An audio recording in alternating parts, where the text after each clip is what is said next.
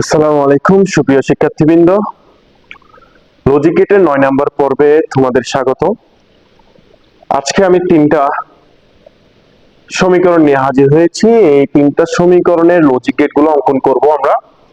প্রথম 1 নাম্বার, আমাদের একটা টেকনিক ছিল। ফার্স্টে যেটা দেখব কয়টা অ্যালফাবেট আছে, মানে কয়টা ইনপুট আছে। এ বি সি তিনটা ইনপুট দেখতেছি, তাহলে তিনটা তার নিয়ে নিব।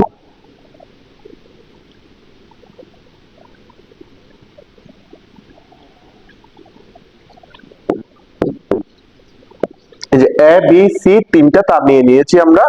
নেওয়ার পর এবার দেখবো সিঙ্গেল নট আছে কিনা কোথাও। এখানে দেখো তো, এখানে কোথাও সিঙ্গেল নট আছে? নাই। তাহলে এটা নিয়ে আমরা চিন্তা করব না। এবার প্রথমে এই পার্টটা করব, তারপর বি সি নট এই পার্টটা করব। এই পার্টে দেখতেছি A XOR B, A XOR B. তাহলে এ এক্স অর বি মানে এক্স অর গেট আঁকতে হবে। তাহলে এ থেকে একটা, তারপর বি থেকে একটা, দুইটা তার চলে গেল। মাঝখানে এই যে এক্সর গেট, তাহলে এক্সর গেট এঁকে ফেলবো আমরা।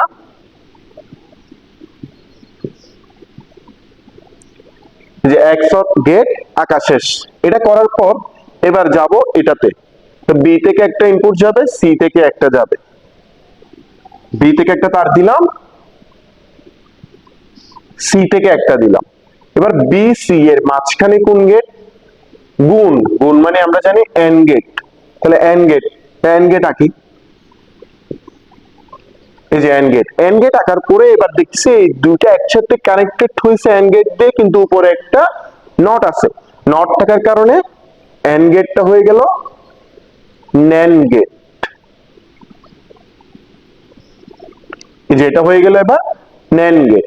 এবার এই যে এটা এবং এটা, এই দুইটা যুক্ত হয়েছে প্লাস দিয়ে। প্লাস মানে আমরা জানি অর গেট। তাহলে প্লাস দিয়ে যুক্ত করে দিই।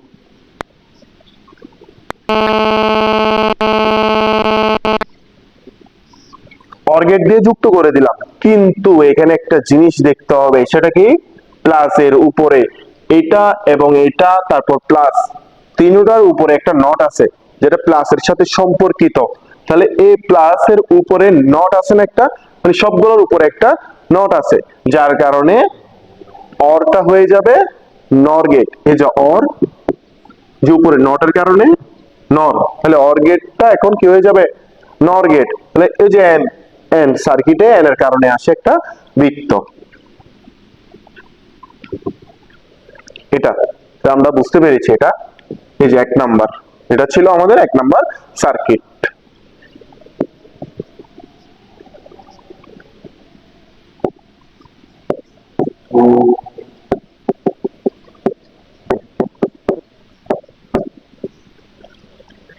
দুই নাম্বার সার্কিটে ইনপুট সংখ্যা কত?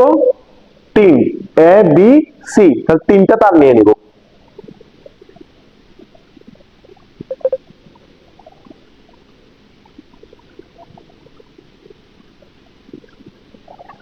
এ বি সি তিনটা তার নিয়ে নিয়েছি। এবার এ বি সি নেওয়ার পর সিঙ্গেল নট কোথায় কোথায় আছে দেখবো। সিঙ্গেল নট আছে বি এবং সি তে। এই যে উপরে বি এর উপরে একটা ছোট নট আছে, সি এর উপরে একটা ছোট নট আছে, কিন্তু এ বি এর উপরে যে নটটা আছে এরা একসাথে। কিন্তু ওই জন্য বি থেকে একটা নট আঁকবো, সি থেকে একটা নট আঁকবো।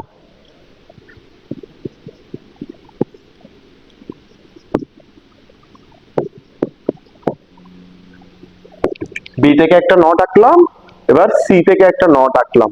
আঁকার পরে ওই যে আমরা অর্ধেক অর্ধেক করব কিন্তু কাজগুলা। ফার্স্টে এটা করব, সেকেন্ডে এটা করব। তাহলে করি আমরা। এ থেকে একটা তার যাবে, তারপর বি থেকে একটা যাবে। এই যে এ থেকে একটা গেল, বি,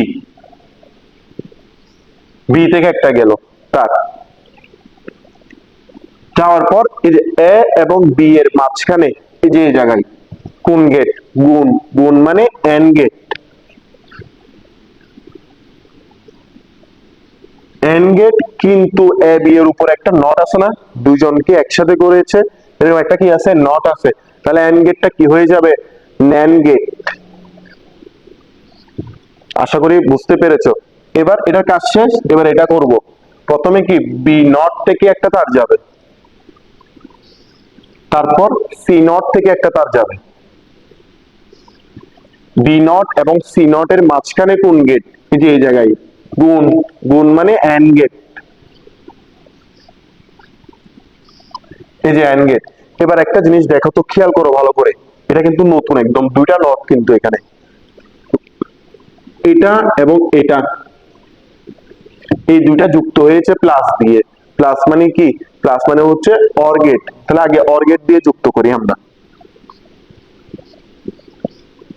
দেখো অর গেট দিয়ে যুক্ত করে দিয়েছি না? করার পরে এখন দেখো এই প্লাস এর উপরে একটা নট আছে, দুইটা নট দেখতেছি আমরা, কিন্তু মানে এই সবগুলোর উপরে দুইটা নট দেখতেছি, কিন্তু একটার কথা আমরা পরে ভাববো, এটার কথা আগে এটা নিয়ে চিন্তা করি আমরা। ওকে, তাহলে এখন উপরে একটা নট দেখতেছি, এখন প্লাস এর উপরে নট না, তাহলে প্লাস ছিল মানে কি? অর গেট ছিল, উপরে নট দেখা মানে নর গেট, এই যে নর গেট। এখন দেখো এটার উপরে আরেকটা নট আছে না, আরেকটা নট টাকা মানে কি? তাও প্লাস এর উপরে কি নট না, তাহলে সেটা নর গেটের সাহায্যে আঁকা যাবে। তাহলে এখান থেকে আমরা আরেকটা নর গেট দিয়ে দিব, এই যে নর গেট দিয়ে দিলাম।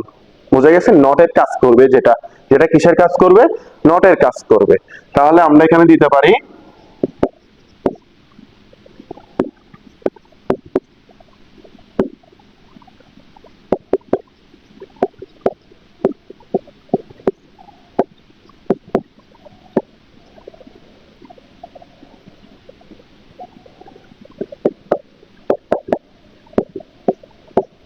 এটা হচ্ছে আমাদের সার্কিট, 2 নম্বরের সার্কিট হচ্ছে এটা। তোমরা এটার মতো করে অনেকগুলা চেষ্টা করবা নিজের মতো করে আঁকার, ঠিক আছে? নিজে সমীকরণ বানাবা, নিজে আঁকবা, তাহলে দেখবা যে এগুলাতে কোনো সমস্যা থাকবে না।